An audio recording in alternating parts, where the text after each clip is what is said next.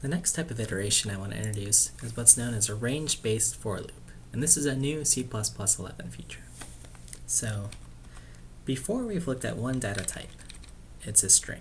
And a string really is made up of individual characters. There's an individual character A, B, C, D, E, F, G, and so forth if we add. So string is really a container of characters. So if we want to look at each of these characters individually, we can loop through them. So our string S. So in order to do this, C++ has a keyword for.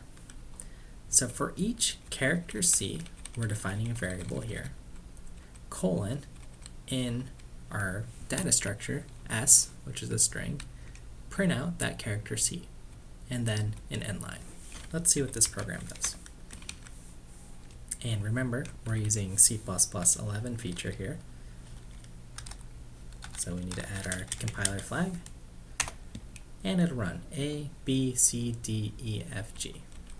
So what our program's doing is iterating through each of the characters within this string. And that's a for-ranged loop.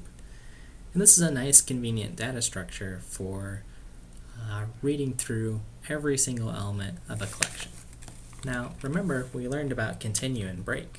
So let's say we're parsing a string of information here. And let's say if C is equal to a character, say, F, then break.